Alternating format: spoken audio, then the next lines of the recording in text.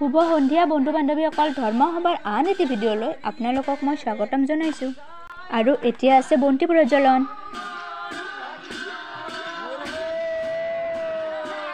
আমাৰ বিষ্ণুপুৰ গয়া ৰাইজৰ বয়োজ্যেষ্ঠ আৰু শিক্ষিত ব্যক্তি শ্ৰী মানিক চন্দ্ৰ তালুকদাৰে এই বন্তি প্ৰজ্বলন কৰিব। আৰু বন্তি প্ৰজ্বলন কৰাৰ আগতে আমি তেওঁক এখন ফুলাম গামোচাৰে সম্বৰ্ধনা জনাম আৰু সম্বৰ্ধনা জনাব আমাৰ এই কেশৱ পাত্ৰীয়ে লৈ তেওঁক ফুলাম গামোচাৰে সম্বৰ্ধনা জনাবলৈ অনুৰোধ কৰিছোঁ।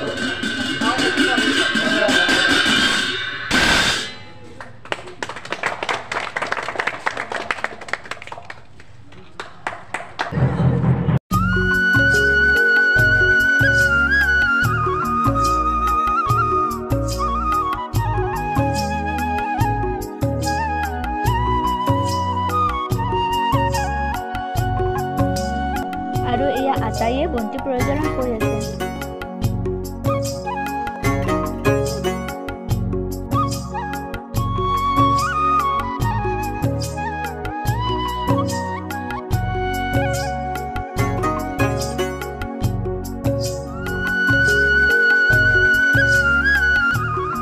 আৰু যে নাগাৰা নাম আছে, নাগাৰা নাম পৰিৱেশন কৰিব আমাৰ শ্ৰদ্ধাৰ জনপ্ৰিয় পাঠক মন্টু দাস ডাঙৰীয়াই।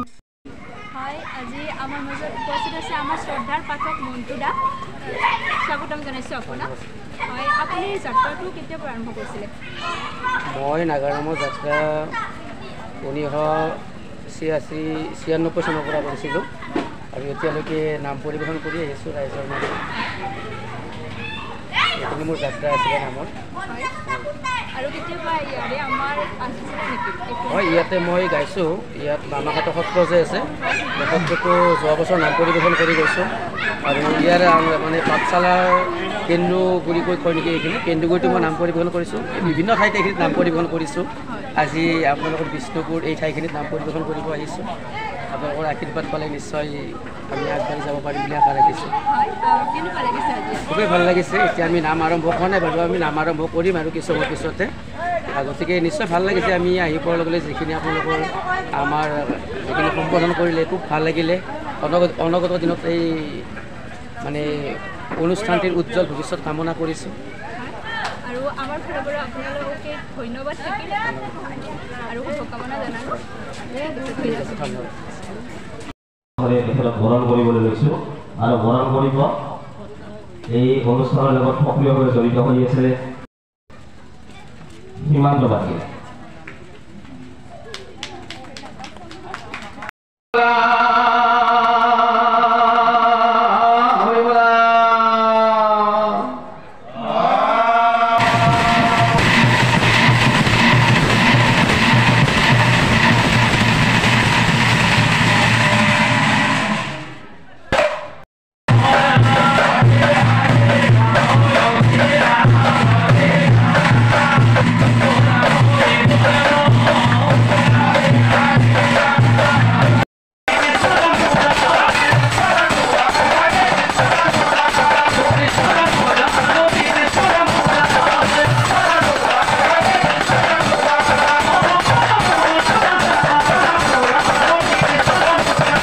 আৰু এয়া আপোনালোকৰ সন্মুখত পাঠক মন্টু দাস ডাঙৰীয়া নাগাৰা নাম।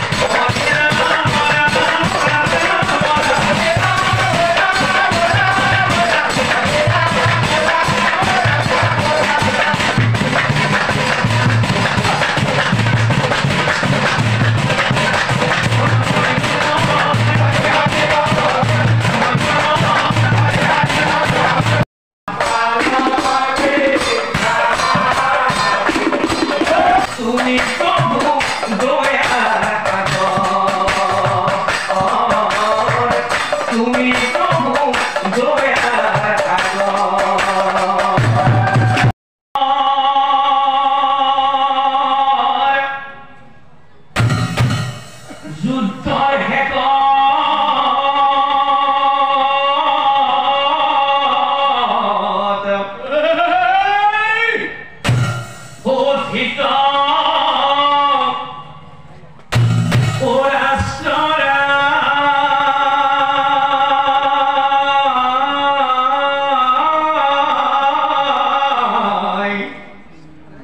এই পুত্ৰগণৰ ও হোকে ৰজাই ও মনে শান্তি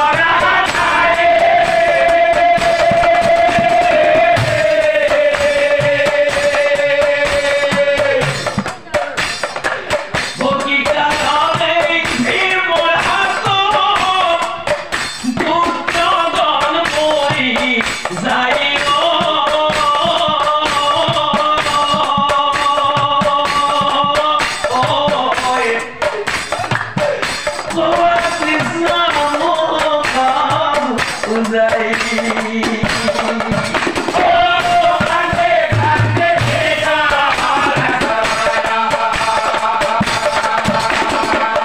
কৃষ্ণ ৰাগে পাৰে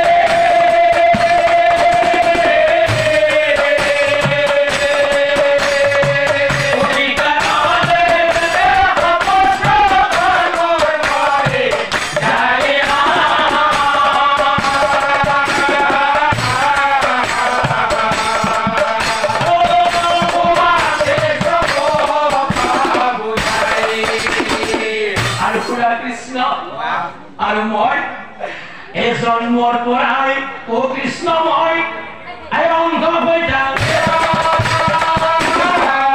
আৰু কৃষ্ণ এই কাৰণে অন্ধ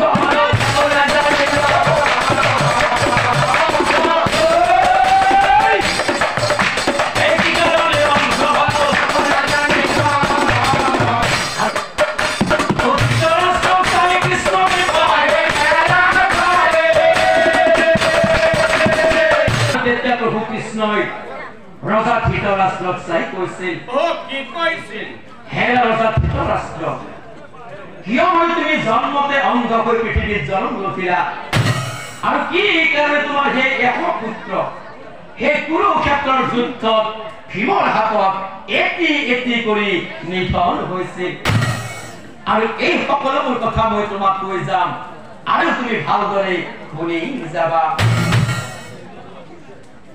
ও কৃষ্ণই বলে গুণাৰ ভাষা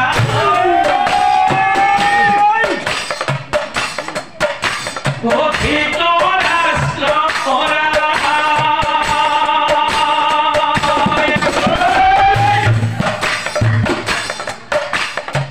কি কাৰণে পুত্ৰ তোমাৰ মৰি যায়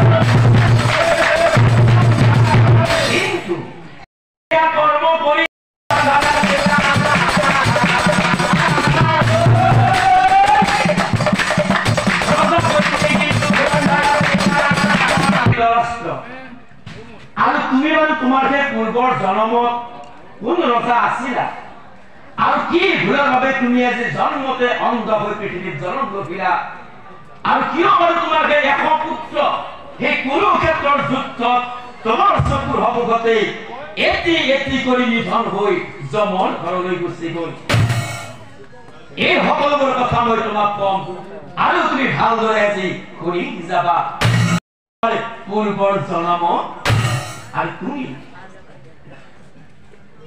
কালকে তুনা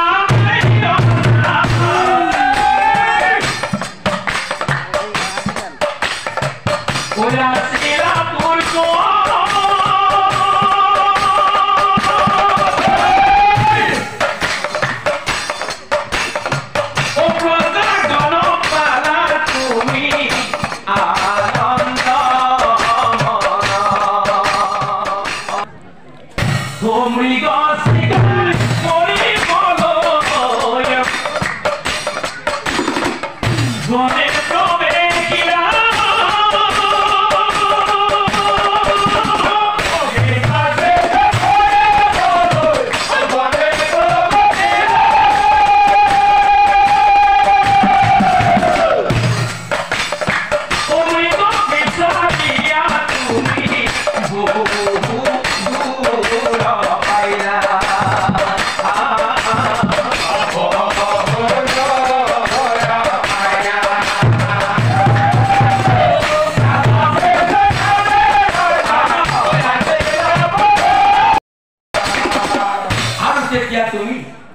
এই বনৰ মাজে অমৃগ কৈতো এ বিচাৰি না আৰু তেতিয়া তোমাৰ এই ভাগৰতে অন্ত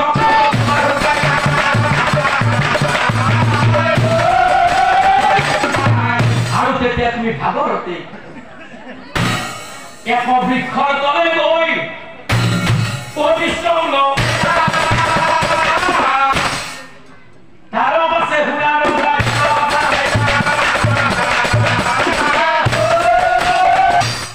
আৰু তেতিয়া ঠিক সেই সময়তে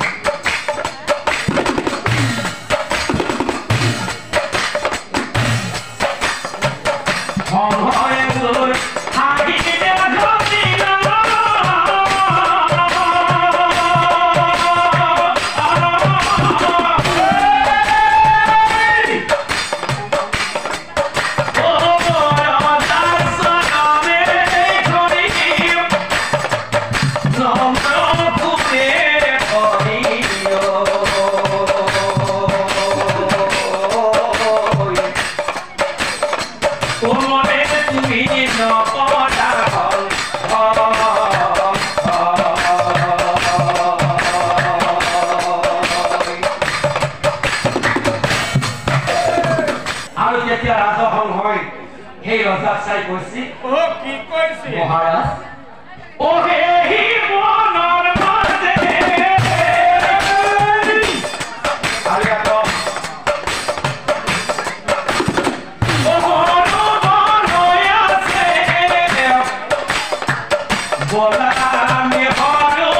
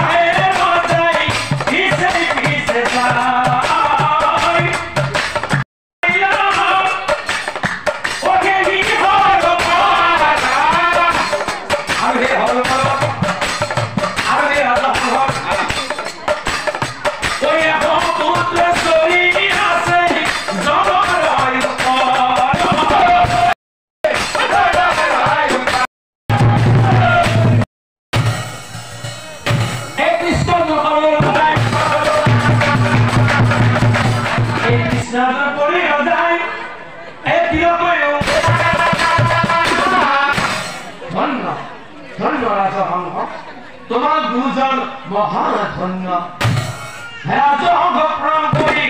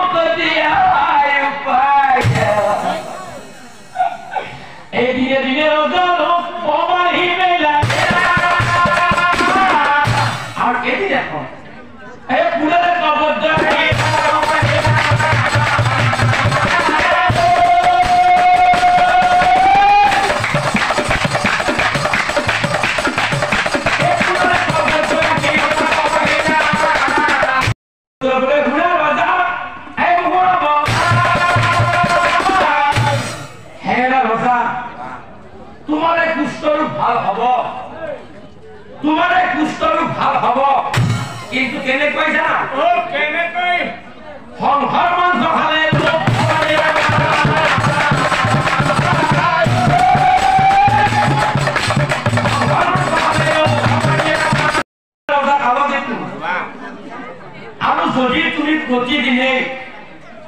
আৰু যদি তুমি প্ৰতিদিনে এটাকৈ 100 দিন তুমি সংসাৰ মাংস ভক্ষণ কৰিব পাৰা তেতিয়াহ'লে তোমাৰ এই কুষ্ঠ ৰোগ 100 দিনৰ ভিতৰতে সম্পূৰ্ণ ভাল হৈ যাব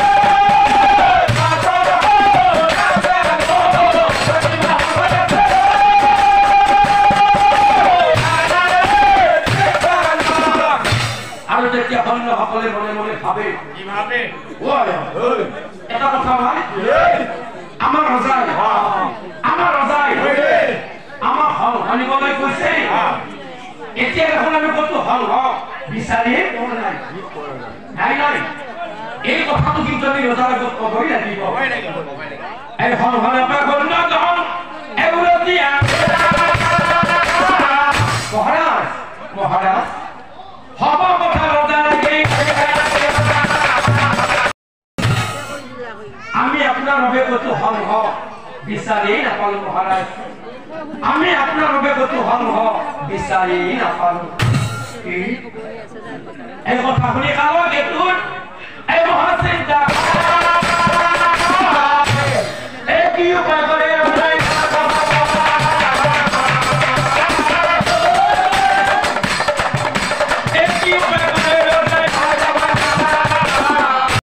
ৰজাই মনে মনে ভাবে কি ভাবে মনত পৰি গৈছে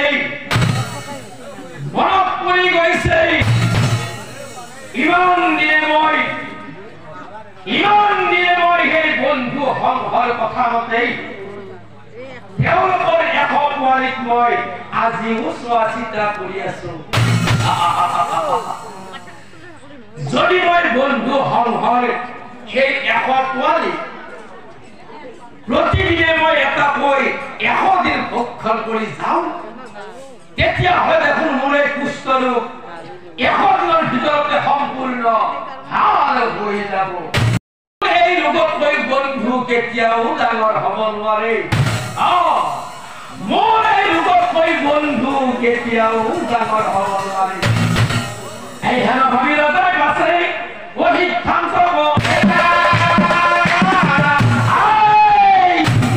এতিয়া কি কৰি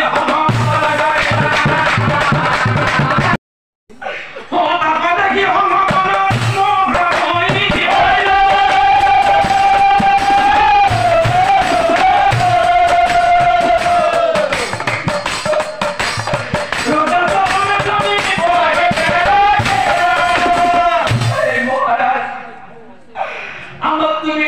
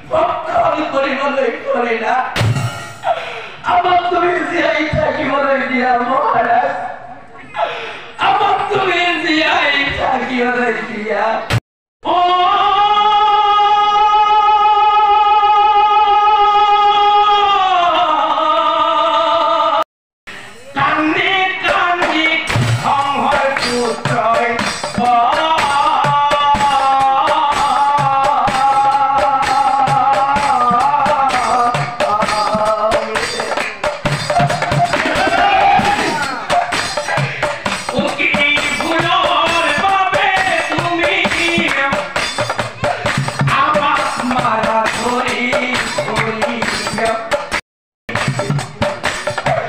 অপৰাধ আমাৰ বুঝা এটা কৰে ভক্ষণ কৰি যোৱাৰ পিছত সেই কালকেতু ৰজাৰ এই দুষ্টৰূপ 100 দিনৰ ভিতৰতে সম্পূৰ্ণ ভাল হৈ গ'ল এনেকৈ পাতন দিয়ে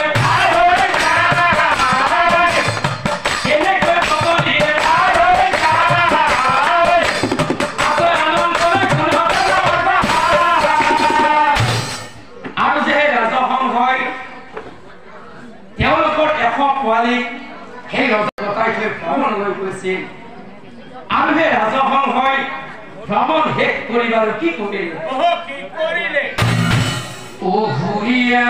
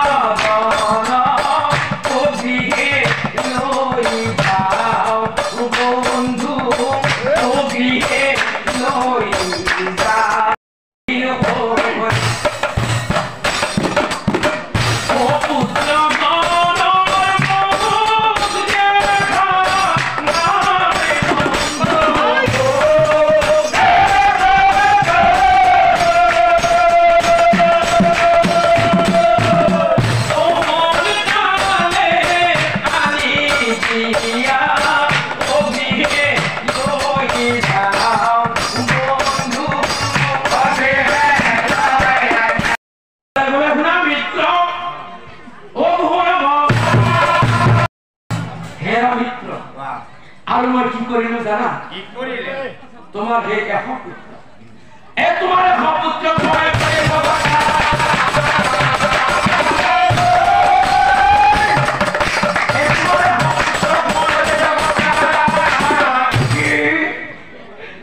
কি কৰা মিত্ৰ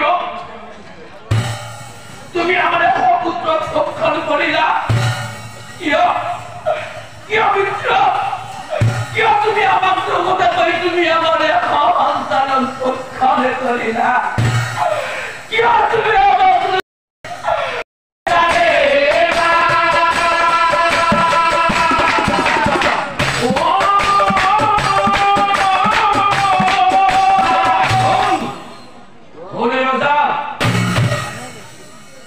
মোৰ পুত্ৰগণক বঞ্চিত হৈ নাপাবি নিষ্ঠাৰ মোৰ পুত্ৰগণক বঞ্চিত হৈ নাপাবি নিষ্ঠাৰ অভিশাপ দিম ৰজা ততে জানিবি নিষ্ঠাৰ অভিশাপ দিম ৰজা ততে জানিবি তই মোক অভিশাপ দিবি এই ৰজাই গ'লে তহঁত হ'ব একোঠাই আৰু আজি এক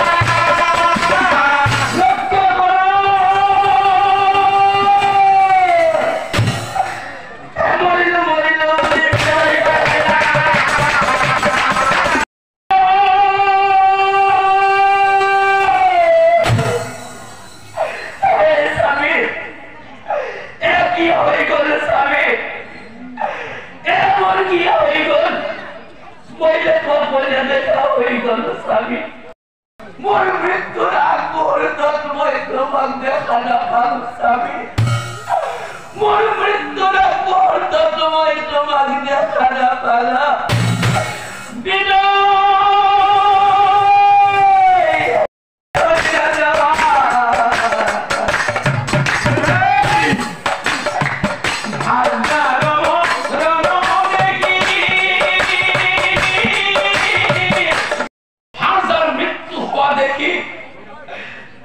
মহাপুৰুষে এই কালকেতু কৈছিল কি কৈছিল ওন মহাপাপী ৰজা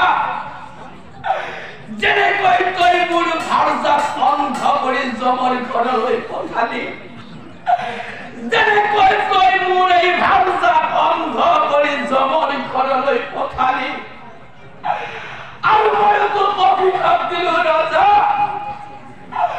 মই তোক অভিশাপ দিলো আৰু তই কোনোবা নহয় কোনোবা জনমত অন্ধ হৈ পৃথিৱীত জন্ম লবি তই কোনোবা নহয় কোনোবা জনমত এদিন অন্ধ হৈ পৃথিৱীত জন্ম লবি প্ৰতিজ্ঞা আৰু আজি ময়ো কৰিলো প্ৰতিজ্ঞা তই যেতিয়াই পৃথিৱীত অন্ধ হৈ জন্ম লবি আৰু তেতিয়াই মই এই পৃথিৱীটো জন্ম ধৰি তোৰ পুত্ৰ তোৰ চকুৰ সন্মুখতে এটি কৰি নিথল কৰি নিশ্চয় জানিবি তোৰ মই পুত্ৰ তোৰ চকুৰ সন্মুখতে এটি কৰি নিথল কৰি নিশ্চয় জানিবি ধৃতৰাষ্ট্ৰ কৈ আছে হে ৰজা ধৃতৰাষ্ট্ৰ অবিধিৰালি খনচোৱা